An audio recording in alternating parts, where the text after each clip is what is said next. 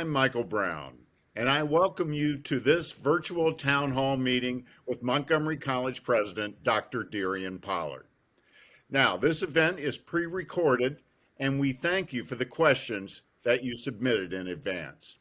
Before we get to those questions, Dr. Pollard has a few opening remarks. Dr. Pollard? Well, thank you, Mr. Michael. I am delighted to be here. And let me just say, this feels good to have you back here with me. I think this might be a first that we're actually doing our town hall in a virtual format. So thank you for being a part of this. It's just like the way it's supposed to be, and that feels really good. Let me start off by saying hello to all the Raptors here, faculty, staff, administrators, and students. I know this has been a very busy time with commencement on the horizon, and I'm so happy that you've chosen to tune in and be a part of today's discussion. In a more traditional year, I'd be running around from space to space celebrating all of the various rituals that come at the end of an academic year, as most of you all probably would be doing as well. Now I spend my days recording video messages, not unlike this one. And I want to start off with some good news from across the institution, because I think in the midst of everything that's going on, remembering to be grateful for where we are and what we're doing is so important. Last week, the Biden administration, along with Education Secretary Miguel Cardona, announced that all students, regardless of their immigration status, are now eligible for the Higher Education Emergency Relief Funds, better known as HEERF, under the American Rescue Plan. This includes DACA students, recipients, other undocumented students, and international students, which I know is very important. I actually saw a question about this a little bit later. What a wonderfully radically inclusive policy shift. I'm so grateful for this development and look forward to what that means for us as a college as we continue to really propel our access mission. And as we move forward, the college will carefully watch several trends with the potential to further reshape higher education, such as increased federal funding for financial aid, the Biden administration's progress toward community college for all, and advances in technology that could further alter instruction and credentialing. Now, another piece of good news, the college has had several winners of national scholarships. 2 of our students have received the Critical Language Scholarship. It's offered by the State Department. And one of them, Nicholas Tracy, has also been awarded the very prestigious Jack Kent Cooke Undergraduate Transfer Scholarship. The college had 7 finalists this year, which I know requires a lot of work from our faculty and staff. So thank you for what you do for our students. But congratulations to everyone. Nicholas is Montgomery College's 15th winner and the first general studies students to win. So we are quite excited about that. And some other good news against the fight against COVID-19. Roughly 40,000 COVID-19 vaccinations have been administered at the mass vaccination site on the college's Germantown campus. And we're so excited about that because we know that many people have been actively engaged with that. I was even there the day with the governor and several members of the county council, and they commented that it was a well-oiled machine. And in fact, my son just went and had his vaccination, and Robin was amazed at how quickly it went, but how smoothly. She said she'd never seen anything like that. So I want to thank everybody for that. I know there was even a day on that campus where they were distributing food on another part of the campus while we were doing the vaccinations. There have also been blood drives there, and the biotech boot camp has been there. So my hat's off to all of the efforts at the Germantown campus, which is rocking right now. This year has been a remarkable one for the level of uncertainty that we've all had to continuously live with. As we inch back into some facets of normalcy, you probably have some questions that have answers at this point. So let me get a few of those things off the top. First, the college has and will continue to put health and safety first. Now, I know that it can feel like the arrival of the vaccines will fix everything and think it's all over, done with, and we're all ready to go back and open up everything. But that actually adds a level of complexity to this that we hadn't had before. Learning safely at Montgomery College means that all of us have to do our part. COVID-19 vaccinations are strongly encouraged for those who are eligible, and the college will continue to follow CDC guidelines, which we know is changing every day. In fact, if we sit here long enough, it probably will change before this is actually shown. But right now, we know this includes wearing masks, social distancing, and following CDC guidelines about hand washing and disinfecting. Now, staff may need to rotate in and out of offices to create enough distance among colleagues, and instructors may need to teach remotely at times and in person at other times. So the college is being very deliberate with prioritizing those classes which depend heavily on face-to-face learning, such as laboratory experiences, and class scheduling will respond to student needs, accommodating them in timing and preferences in length. Flexibility, that's going to be something that's the key word here. Class formats are being established based on 3 factors: CDC guidelines for social distancing and disinfecting, local metrics identified by our Corona Advisory Task Force, and then certainly finally the student demand for remote versus in-person learning. All of these factors will be driving our decisions. Now, I want to remind you that our CAT established metrics that would bring us back in-person learning and working based on carefully considering local metrics. So you're going to hear a lot about things that are happening at the federal level, maybe even at the state level as it relates to Maryland, but Montgomery County, we monitor these things ourselves, and we're making progress. We're easing into those return plans methodically with health and safety at the forefront. And as we did at the beginning of the pandemic, when the county infection rates were much higher than the state numbers, we were guided by local conditions. Now, the county's plans are based solidly on vaccination rates, so let's keep our eyes on those numbers. It's very important. Now, continuing to provide students access and keeping our equity lenses trained on our process is fundamental to our plans. It guides, it's a part of the ethos of what we do. Getting our workforce development classes more accessible means folks who have been stranded by the digital divide will have more opportunities. Offering as many in-person sections in the fall as we safely can accomplish is vital opportunities as well. My senior leadership team has been working daily on this for several months now and tweaking the plans as health metrics improve and county guidance evolves. For the summer, we're ramping up slowly, so be patient. We want to continue to watch things evolve. And we also anticipate, though, that more opportunities for face-to-face instruction will step into the fall semester. Just this week, we had some senior leadership conversations about whether it might be safest to encourage only vaccinated people to engage in face-to-face teaching and learning at the college. This is a conversation that our board is also going to be engaging in. Continued remote learning will still be available for people who cannot get vaccinated. And students who want to continue to learn for other reasons, such as convenience, can also make that decision. But we're seriously having discussions about making in-person learning contingent upon vaccination. Now, my legal team has confirmed with experts on this decision, but it will require employees to be vaccinated if their duties require any in-person work. And that's just not classrooms, that's going to be office spaces as well. The college is committed, as you might imagine, to creating safe spaces for everyone, and vaccination really appears to be one of the most powerful tools we have in our collection. So you'll hear more about this in coming weeks as we get more legal direction and see how things are playing themselves out locally.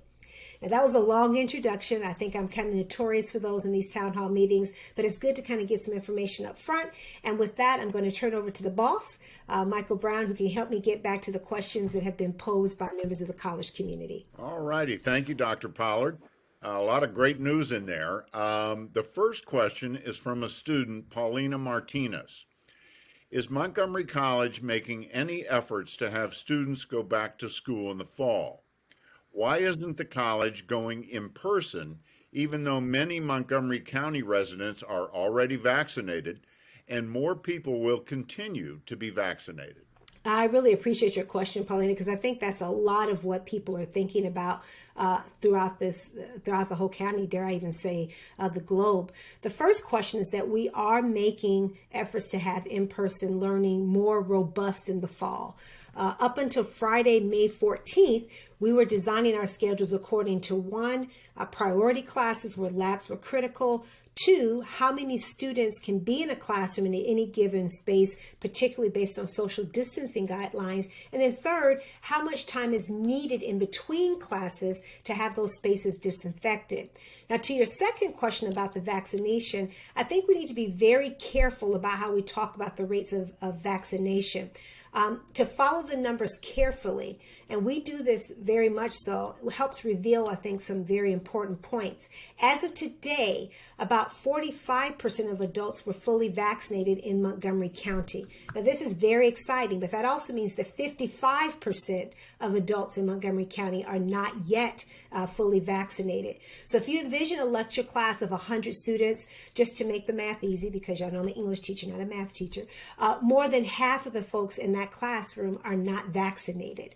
So for us, if we look at the metrics that our coronavirus advisory team designed, that means we're not ready yet to return back to normal operations based on these metrics. However, we know that the vaccination rates are creeping up daily. CDC guidance is evolving and changing, and the college is really closely monitoring and following the local guidance and adjusting our class availability in response and in real time. That's an important thing to know. So I've talked to some experts locally. I'll continue to do that.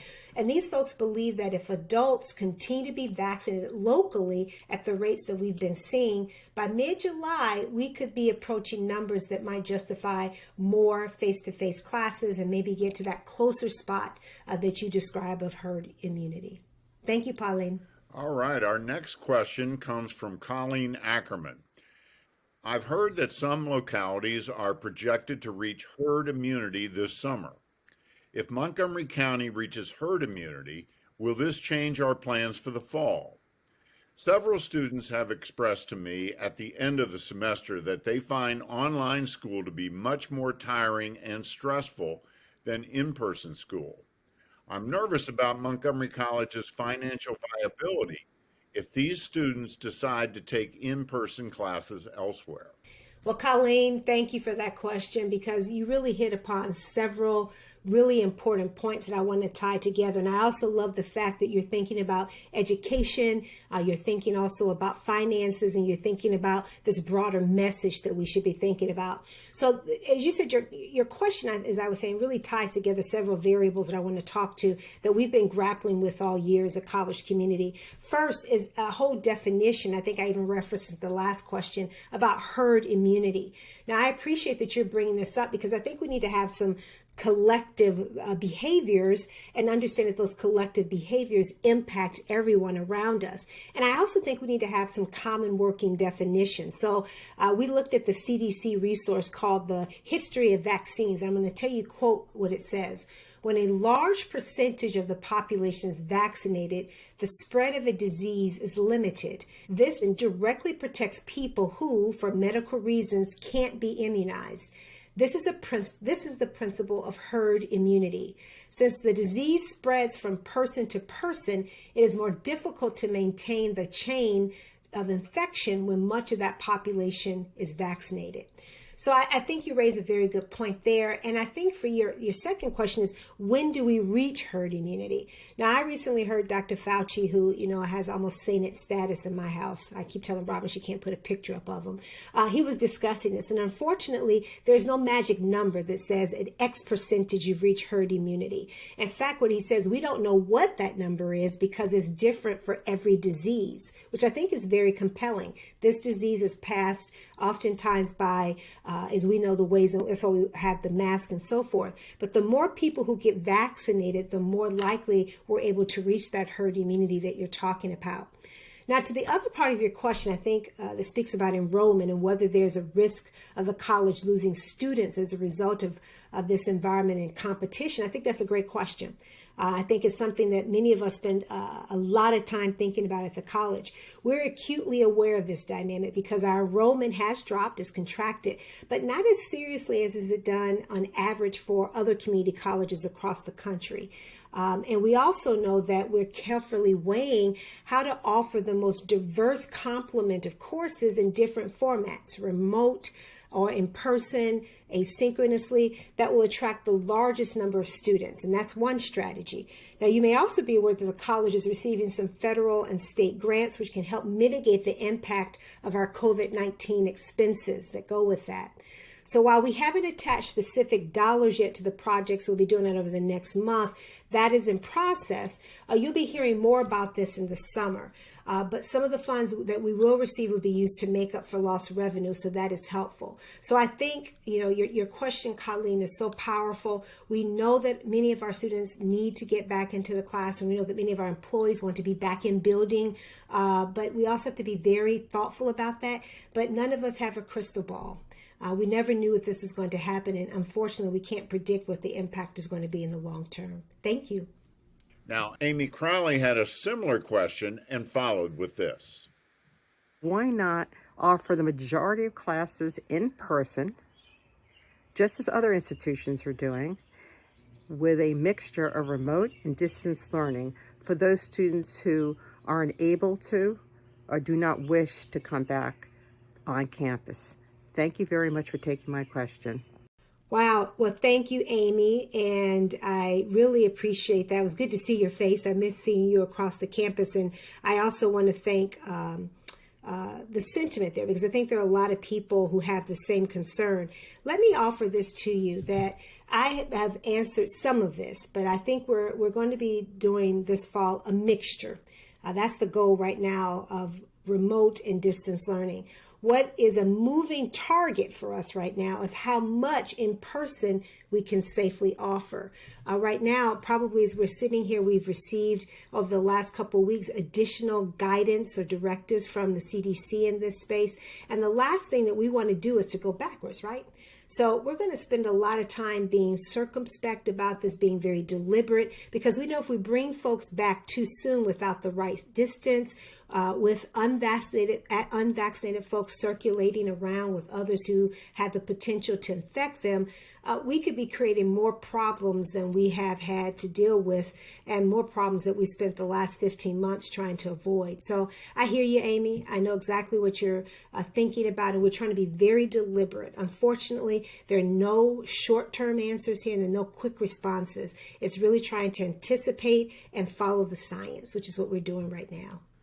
All right, our next question is from another student. This is from Jonah Albert, and he wants to know, why is Montgomery College unable to provide vaccines to its students and faculty, unlike many colleges and universities, which would allow the college to return to face-to-face classes sooner? Well, thank you, Jonah. A thoughtful question. We are not, unfortunately, a medical facility, so we don't have the expertise at that. It actually saying that we can provide the vaccination, Montgomery College, to the students that we serve, all 55,000 students, over 3,000 employees.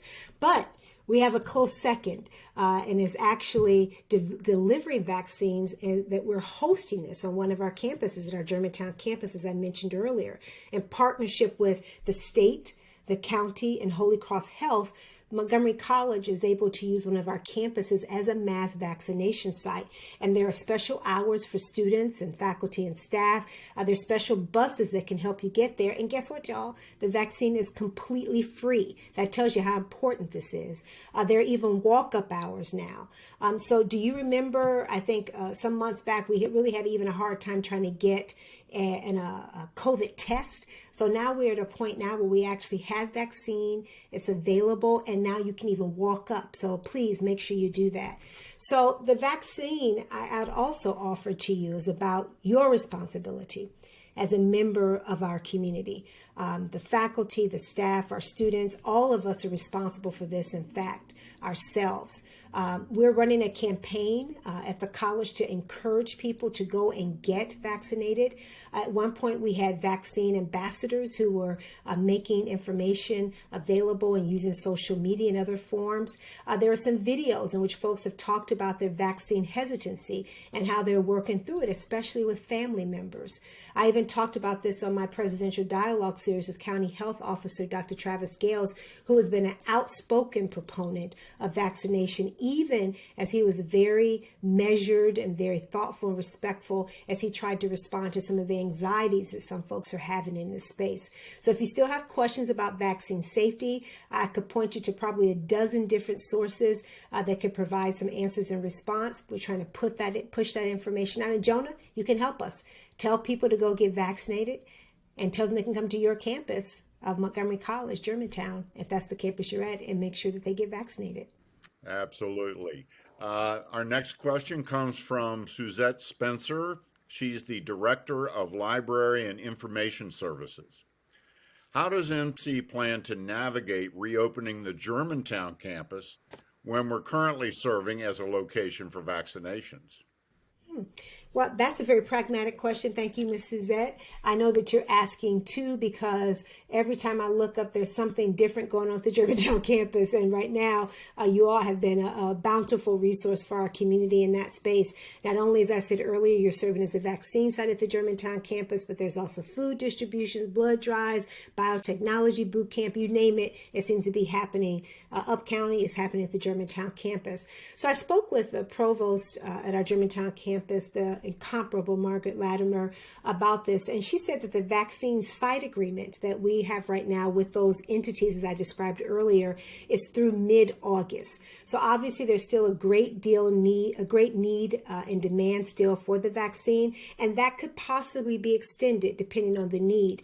In fact, we expect to see the opposite though. As more people get vaccinated over the summer months, we're thinking some of the need will wane. So it's unlikely the site will be open throughout the entire summer. The site only uses the first floor of the bioscience building. And if necessary, we could establish safe traffic patterns to really help navigate that. But again, please encourage people to get the vaccine, take advantage of that. And we stand ready to be of support to our community. Thank you, Suzette.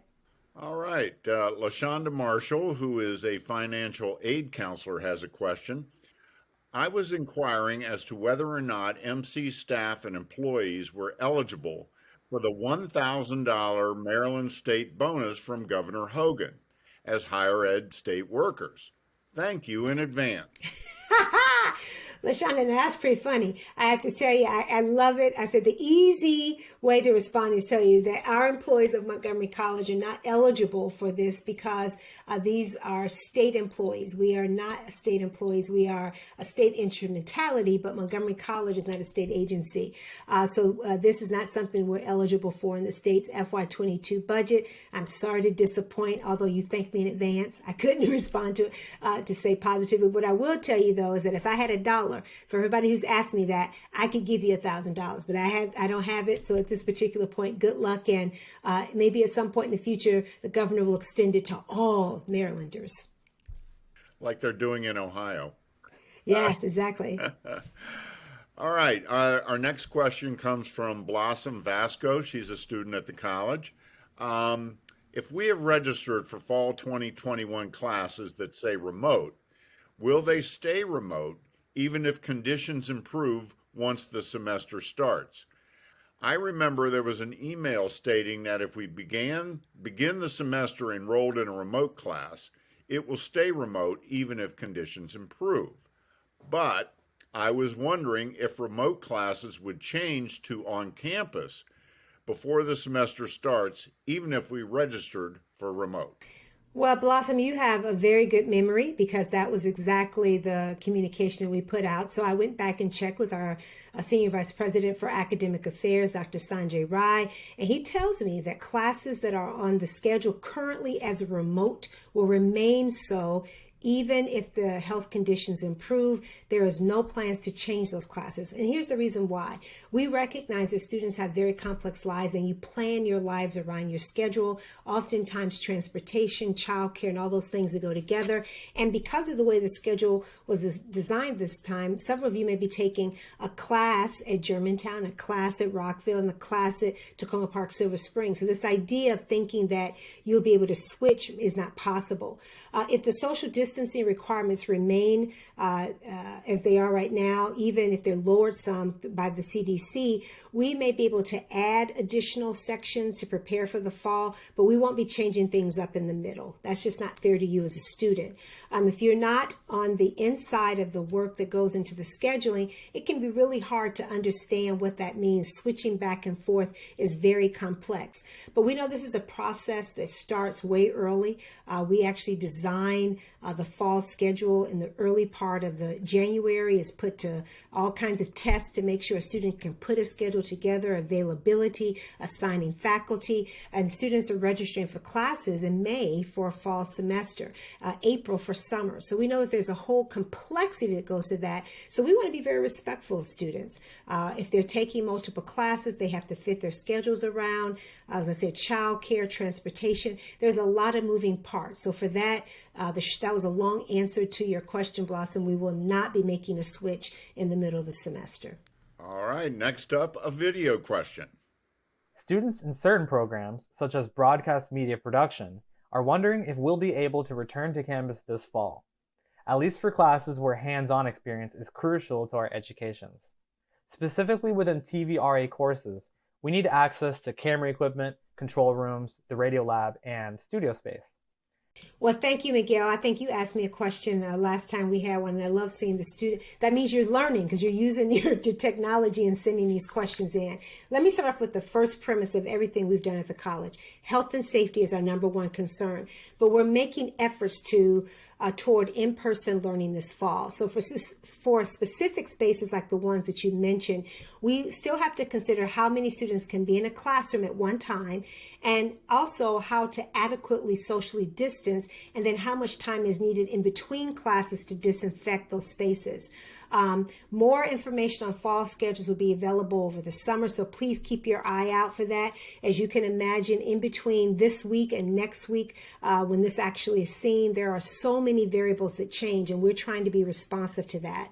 And I want to acknowledge that a few other questions that came in which we've already shared some element of the details as it relates to this. They came from 3 students, Kareen, Barakat, and Mohammed. All 3 asked about how the college is planning its class management. And I think I've addressed all of the context of those questions earlier. One asked if there was a rental assistance fund. We don't specifically have that, but the county has some rental assistance, and many students are eligible for CARISA funds, which are part of the federal dollars. So please apply while those are still available to get access to that. My weekly messages that I do have links to all of those resources. So please take advantage of that. And Miguel, we're working hard to try to get you back to that equipment and space that you need. Jeremy Lignelli, who is an instructional associate in the Writing, Reading, and Language Center, has a question. Actually has 2 questions. The first is, now that all students are eligible for higher education relief funds, how will DACA recipients, undocumented students, and international students apply for the funds? How much will be allocated per student? For example, if a student needs tuition assistance or rent assistance, what would that look like? Great question. I really, and it says so much about who we are as a college. And Jeremy, thank you for that. So this expansion of the aid is a very recent development. Actually, I think it just happened yesterday, and this is Friday. I'm recording this. It was on the previous Thursday, the day before. So we know that our financial aid office right now is working very hard to study the guidance that they're getting from the Department of Education, and they will get that out as soon as possible. It takes a lot to interpret the guidelines because as a writing person, you'll appreciate that they don't always come in the most clear form. So you have to interpret them, seek some responses to questions. But I believe there's a list of frequently asked questions on the website of the Department of Education, which you can read through if you want to get more information. But we're going to start pushing that out, how people can access it and what that process would be very soon.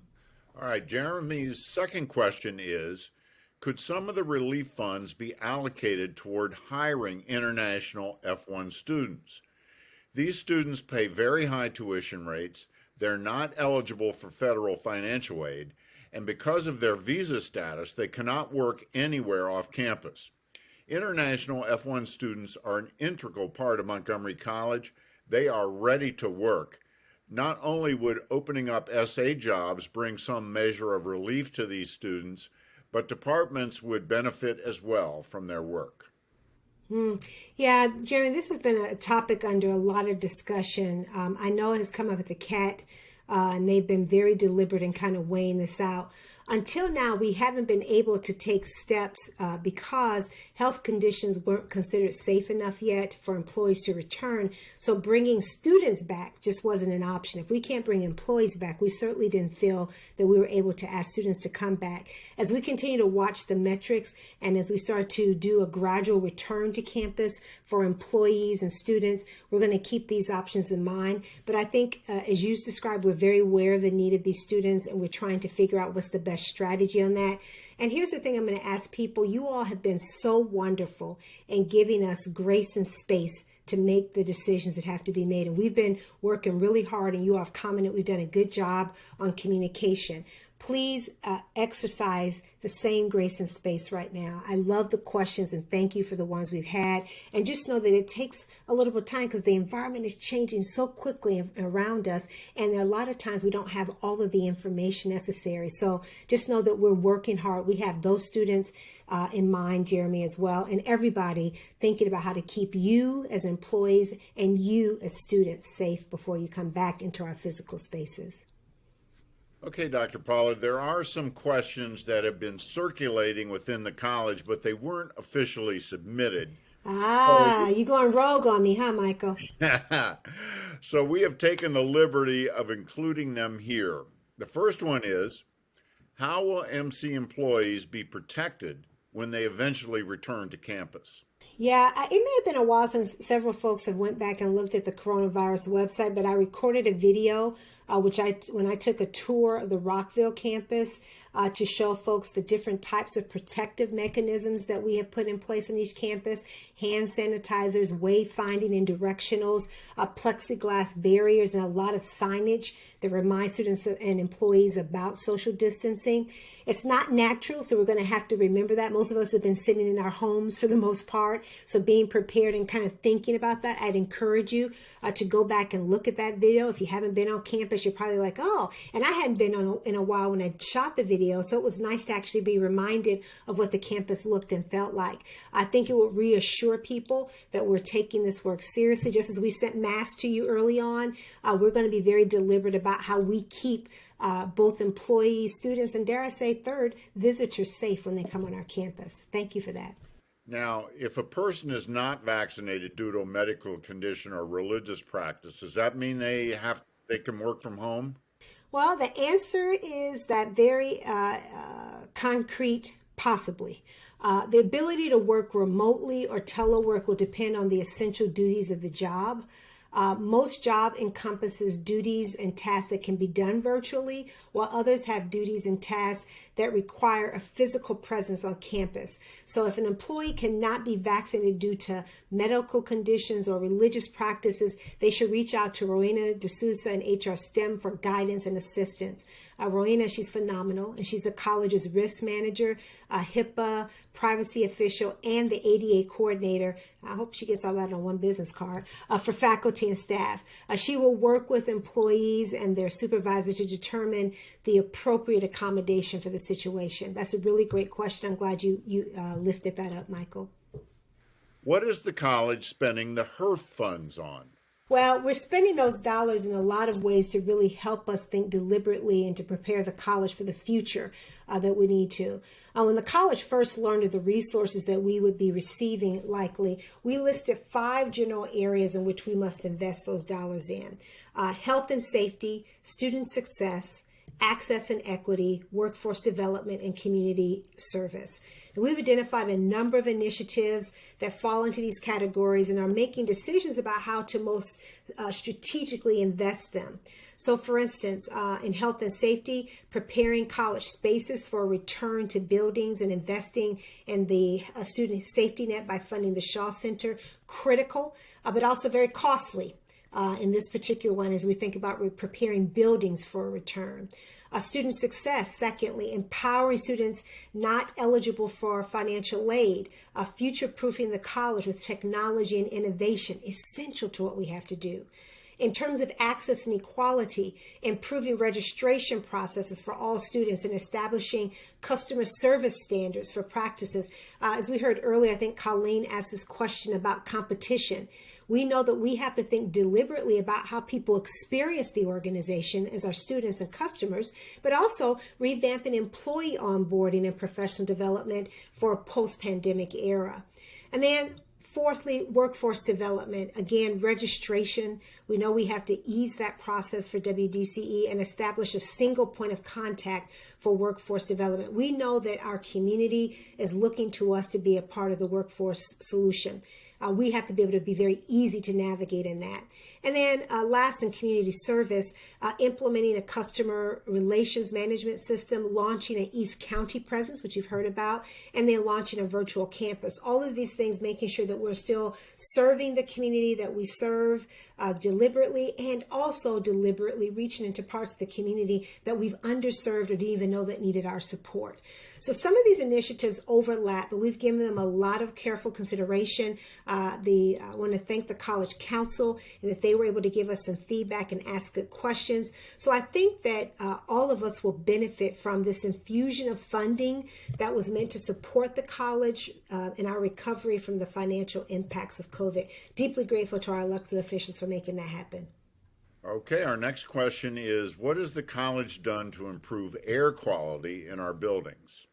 So again, remember that top one where I said spend money under buildings and health and safety? This is one of the areas where we know we are putting a lot of good attention to.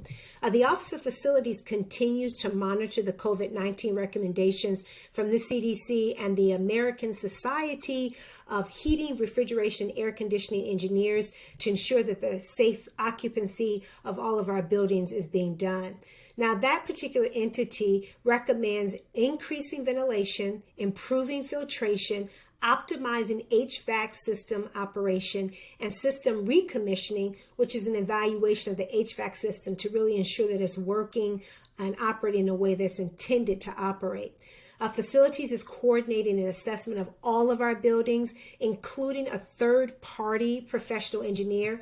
The survey assesses air filtration, ventilation, and current state of the equipment. So occupancy in any of our buildings will not be approved until an assessment determines if the buildings meet the acceptable standards. So going back to those questions at the top about why we're not going directly back into a face-to-face environment for both work and learning, this is why.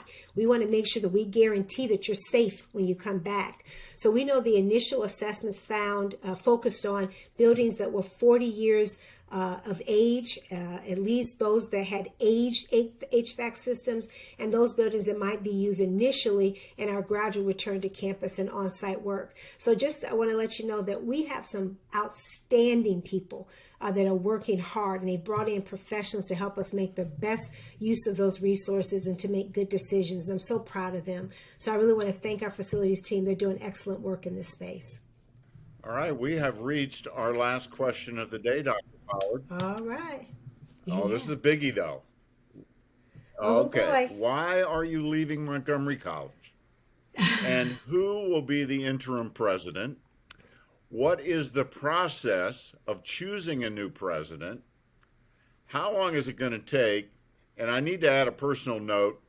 I'm going to miss you, and I have really enjoyed our relationship and working with you all these years. And thank you for all you've done for the college.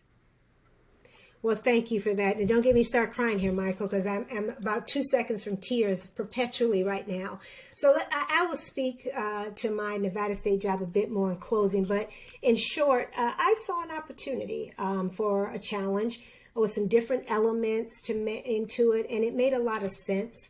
It is an opportunity for growth. I'm extremely grateful that I had the privilege of leading this phenomenal institution and to work and live in a community like Montgomery County.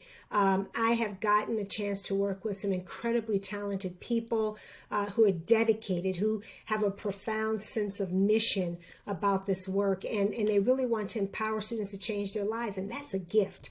Montgomery College will always hold a special place in my heart, and I'm forever grateful for the relationships that I've made, the lessons that I've learned, and the mission that we got to advance. And it has been a glorious experience. I will remain a forever fan of Montgomery College, a champion of it, and a donor. I already had that conversation with our foundation team. I think this is essential for a lot of us. I think over the next several months, or excuse me, a couple of weeks, the board is my supervisor. The president is the board's only employee, so they take this very seriously. They're going to drive this process going forward. I don't get to influence it. They may ask my opinion, which I can offer. I do know that they're hard at work already, putting in place all of the pieces needed for a smooth transition, some of which will be publicly communicated very soon. What I can tell you is this, and this is what I can expect the board to do: plan for a smooth transition. They will appoint an interim president. They will then engage a search firm specializing in executive placements. They will conduct a national search, and they will appoint a new president. Now, a presidential search is a process that can take as short as 4 to 6 months or as long as a year. I think it depends on a lot of circumstances that play into that. And I expect the board to communicate more about their timeline shortly. And I know that they're very grateful for your patience. I know this is a moment of a lot of uncertainty. But we know that change creates uncertainty. And we know that this is layered on top of what has been an already challenging and uncertain year. So I can appreciate the desire for information, and they're committed to that, and I'm committed as long as I'm in this spot to be able to do that. And although I'm leaving, the communications team that was here and working will continue to be here working, and they're going to continue to provide the information that's necessary. I love Montgomery College. It is a truly unique institution that really, in a lot of ways, empowered and emboldened me in ways that I hope allowed me to make an impact within the organization. This is one of the richest and most profound experiences I've had in my life. Nevada State College is an exceptional institution as well, and the idea of seeing what we can do in a state that needs this type of institution to work powerfully for the residents of that state. The opportunity to be in an organization that is constantly thinking about how to reimagine itself, I think is critical. And I think all of us, whether we be doing it at Montgomery College or Nevada State College, are part of a national solution that's needed right now: higher education. So whether it's being done at Montgomery College or being done at Nevada State College, I have a sneaking suspicion that we will always remain close. And I know how to find you, and all of you will know how to find me. Thank you, Michael.